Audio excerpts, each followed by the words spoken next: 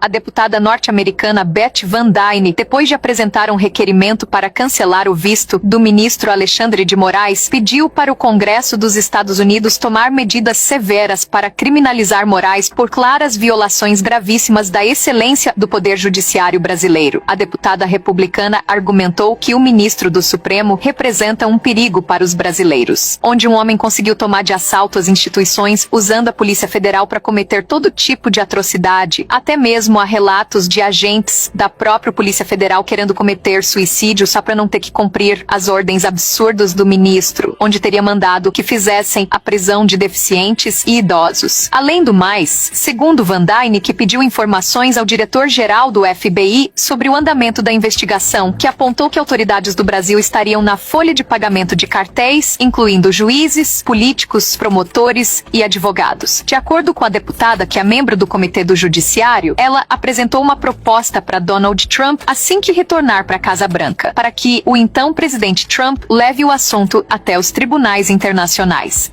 O presidente do Congresso dos Estados Unidos, Mike Johnson, depois de mandar um duro ultimato para a alta cúpula da Polícia Federal no Brasil, ao expressar enorme preocupação com o avanço da corrupção brasileira promovida por juízes da Suprema Corte que estão até mesmo aliados a facções criminosas. De acordo com relatos do presidente Johnson, Moraes teria entrado com pedido de prisão contra a deputada Paula Belmonte, que expôs vários escândalos do ministro, que fez com que Alexandre expedisse uma ordem de prisão para a deputada. Johnson, que sugeriu à Casa Branca para aprovar uma resolução contra o Brasil devido à corrupção desenfreada promovida pela Suprema Corte brasileira. Deputados americanos também corroboram a proposta do presidente da Câmara dos Estados Unidos. E na terra do tio Sam, o legislativo americano é temido até pela Casa Branca, que propôs aprovar no Congresso americano impor sanções ao Brasil devido aos crimes cometidos por autoridades brasileiras. Segundo Johnson, que recebeu informações de que Alexandre de Moraes teria contatado a Interpol para expedir uma ordem de extradição para a deputada Paula Belmonte e recebeu um belo de um não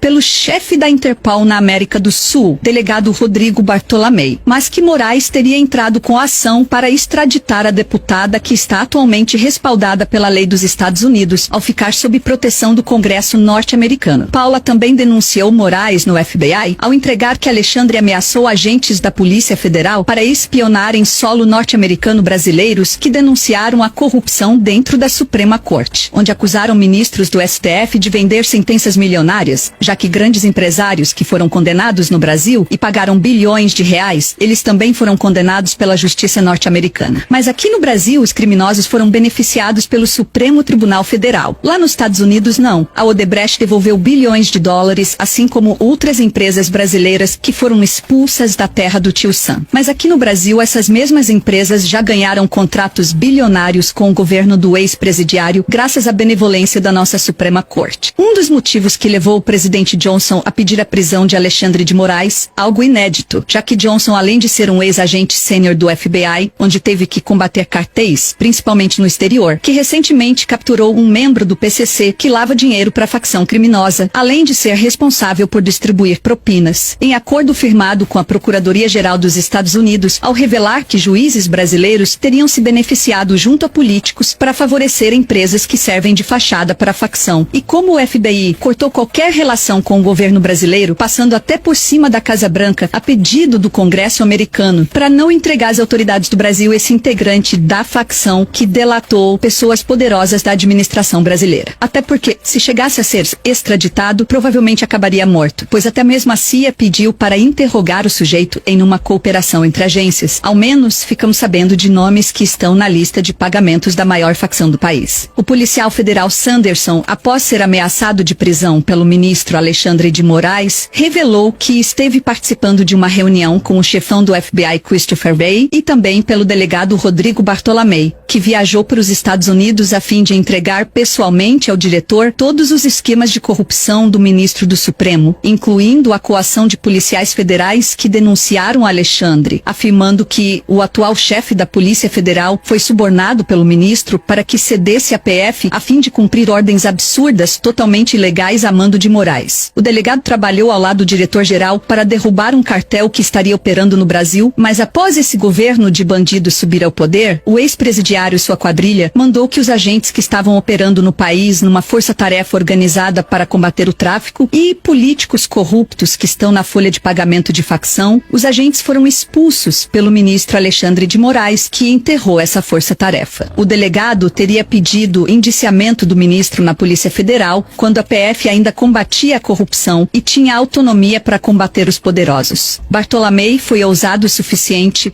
para pedir um mandado de prisão de Alexandre, alegando que o ministro seria um dos chefes de uma quadrilha que estaria operando milhões em propinas, e como agente da Interpol, que chefiou uma das maiores apreensões de lavagem de dinheiro, onde acusou formalmente os membros do Poder Judiciário de estarem levando dinheiro ilícito para fora do país.